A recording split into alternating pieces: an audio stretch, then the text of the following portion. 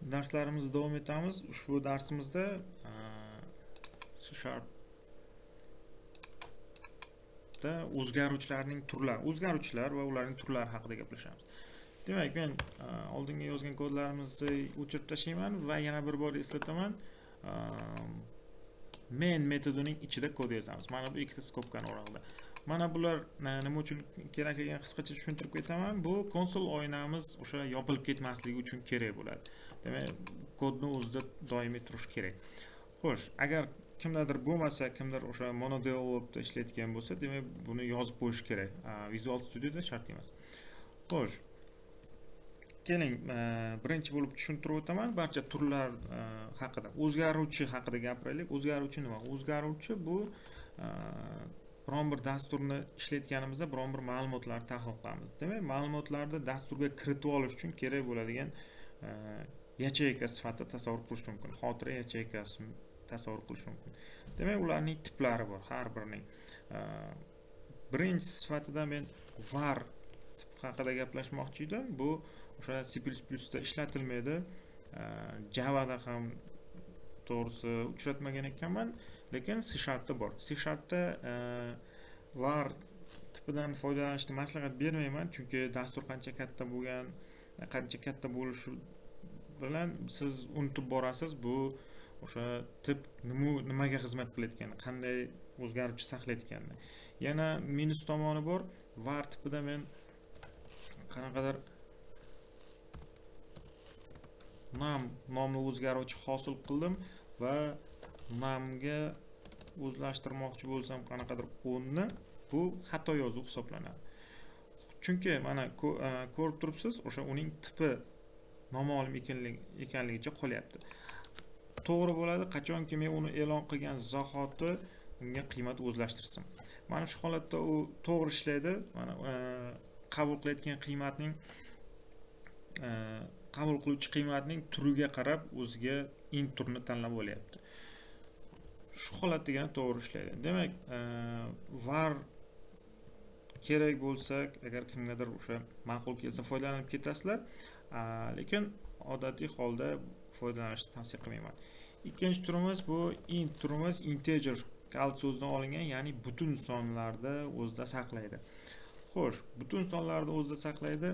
Int turni yozdim, o'zgaruvchining nomini yozaman, qanaqadir a o'zgaruvchi va ko'rishimiz mumkinki, unda biz a o'zgaruvchiga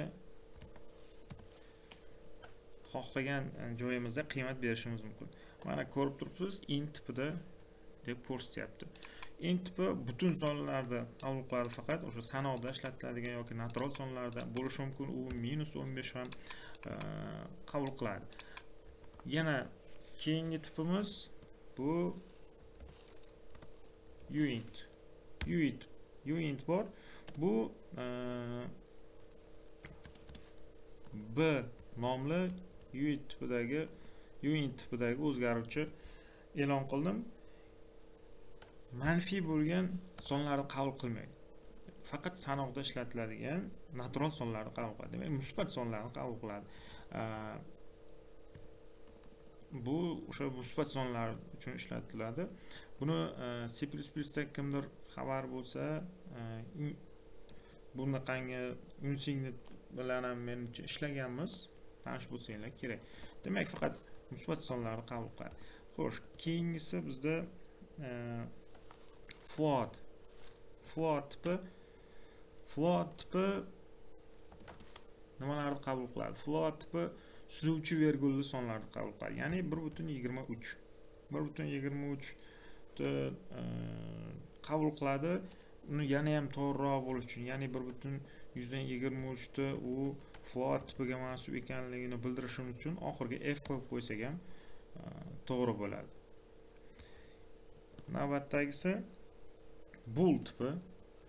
Boolean kal so'zidan olingan bool tipi faqatgina o'sha rost va yolg'on qiymatlarni qabul qiladi, ya'ni 0 va 1.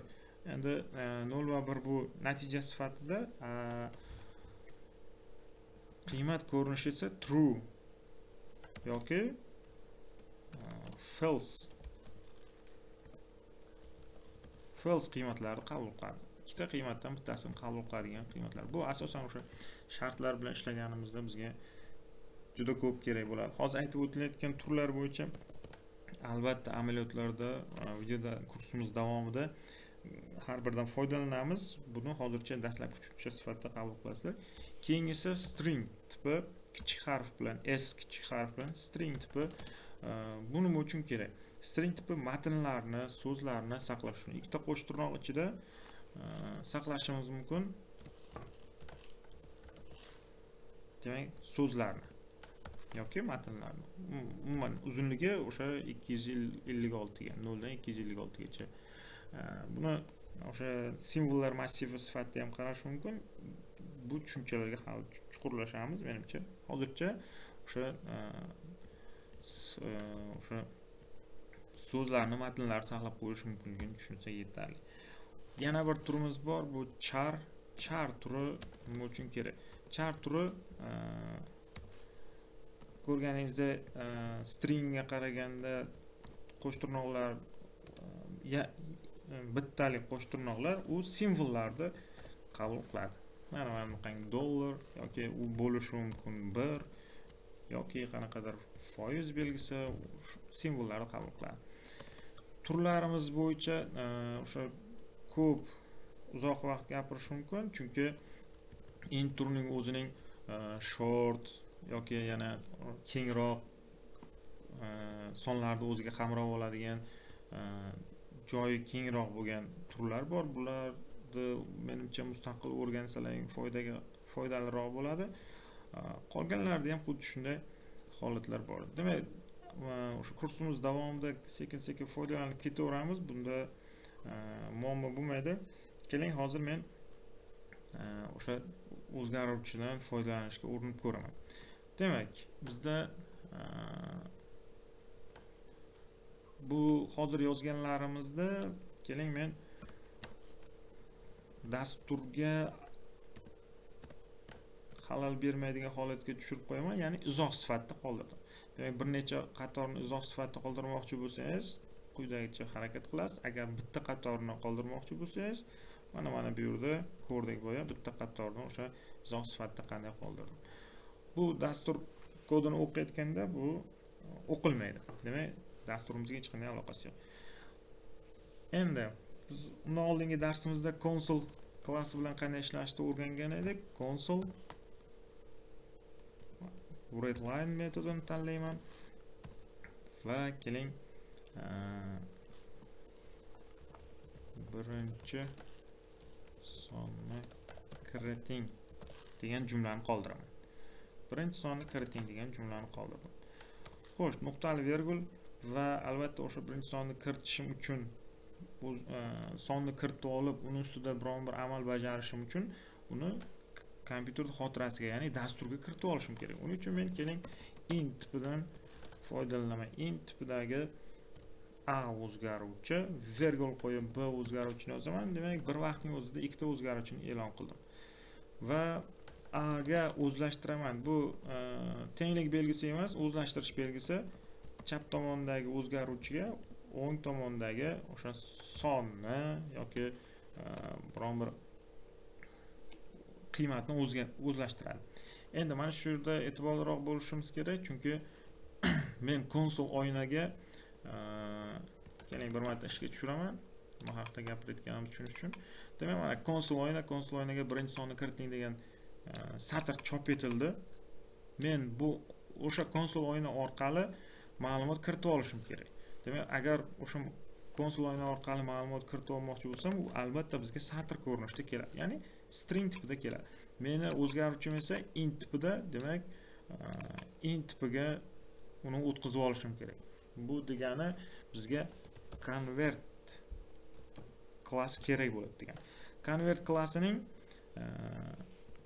toint32 metodini tanlaymiz. Bu o'sha qabul qilingan ma'lumotni int ko'rinishiga o'tkazib beradi. Ya'ni butun son ko'rinishiga o'tkazib beradi.